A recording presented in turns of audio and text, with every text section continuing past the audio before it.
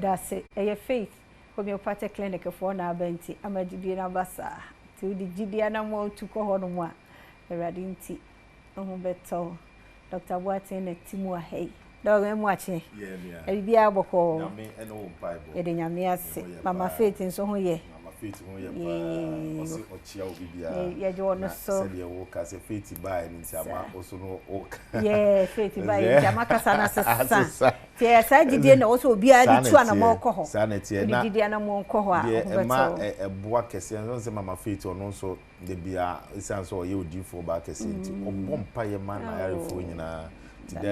a bois, and my Yame, and so it's a drubia, a demo bibia so. Emma and also no to be a human in them. Yeah, the Yamiase, the was up in Yamis. I don't mind here way now, young share, and they can't. Minya by Yamishra, now Yenchia Yashafoa, Air a year, Adom TV, and there Anopay. Now said ye unim that no fit to Homeopathic clinic. Namia Adom, Quampa, your faso, ye, Remun Shishimu, and a Quanya, your faso, a treatment in Intino, a bois, Emma. Ya rehwe no eko easy ana se eyemre emaye na niema bi ana na meka se niema bi wo a eba nipadua ni mu a ma me ye wo ne niema bebra etumi kofa saade ne ba na obi wo hodo mu a onhwe obohu na wakofa aduro bi na wanom na edi susanso bi e de bre nipadua no ene me pese ye hwe bibi kakrafa ohawa ye friend anemia ana se moja awie na ye hwe anemia area ha especially a ma painful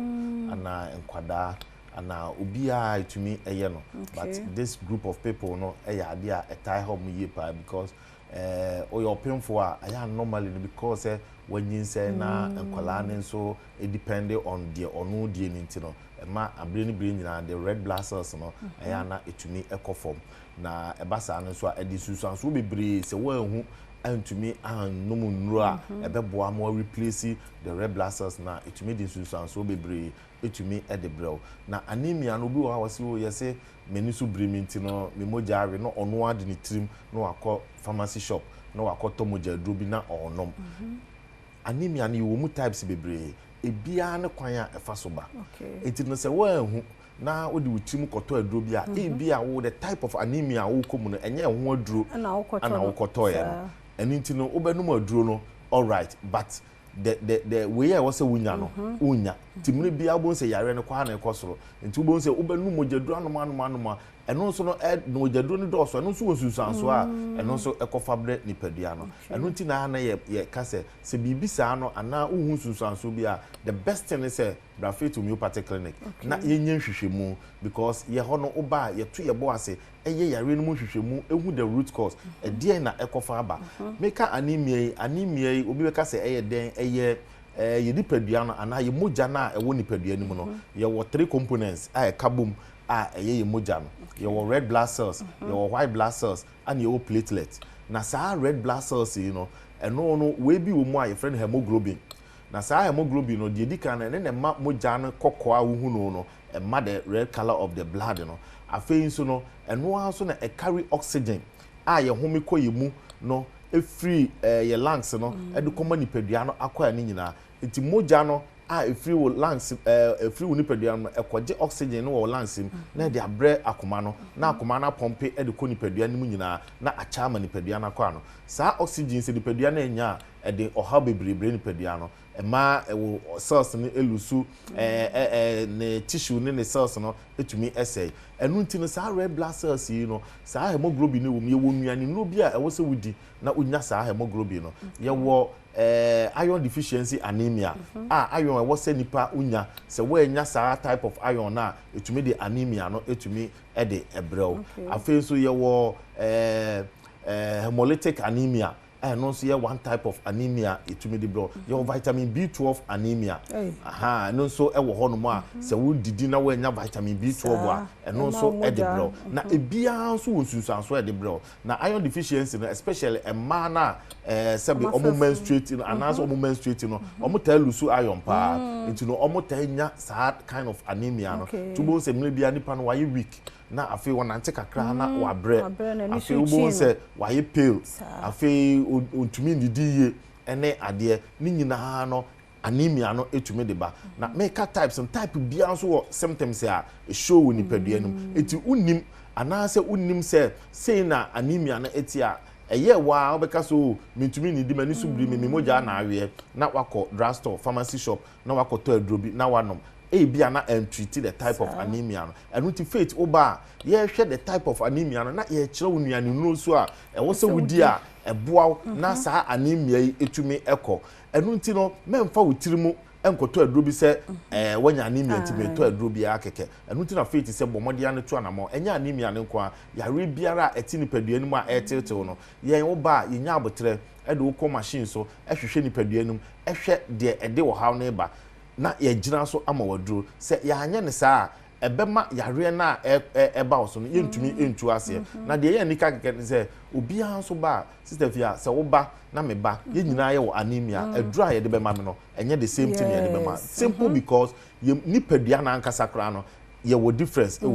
that's homeopathy for you homeopathy no oba sebe ye nka se ye nyina ye wo anemia ti yenye oja debi ye hwe wo nipadua ne so na ye carry ye holistic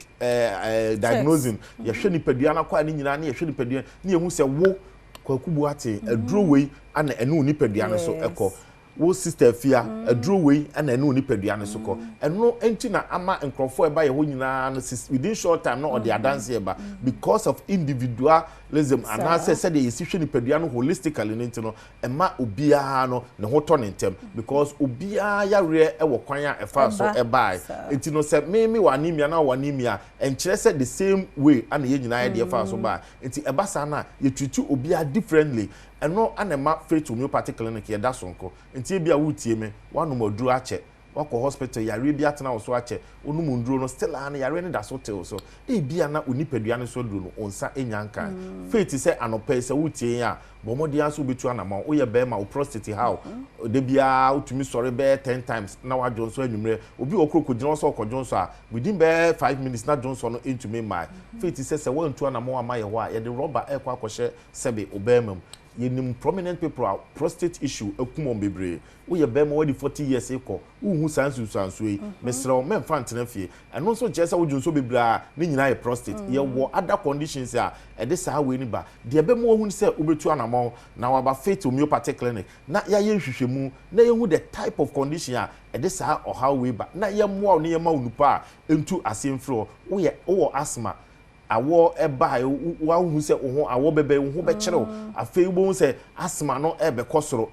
entna ho emasa wo how we into faith se bra na ye ma wunupa ebe boa na amasa wo how we no afiri honum wani wo hwa ade a wo hu ni ye eye okusu wo hwe light a ayete se rainbow bi aform wala wani ni so obi wo ho a me ne wo ka se wo hwe USC na ni be prun so sa ni nyina no faith se ye wo adekora atumi kofa ohaw e bia pressure na abo wani so ese wanya glaucoma e bi kura na optic nerves ne ade no ayi weak ni nyina no oba faith homeopathic clinic a ye to ye bo ase eye sa nhwehwemu we nyina ehu nipadua no de ekoso na yetumi ama wo enuro ama wanom afei obi wa wanya stomach ulcer for so long wanom nura da na make as a sister bi oba honum ulcer ntino sebe oba wanya 30 years obeka so wanya 50 years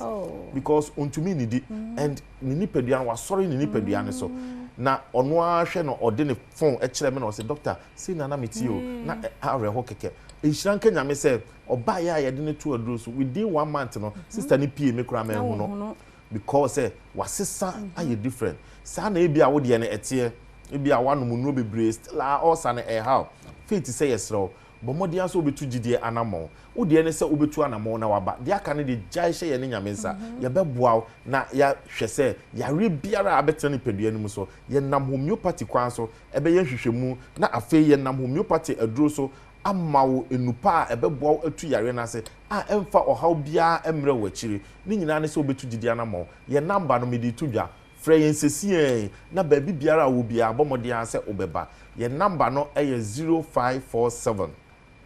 57 84 94 0547 57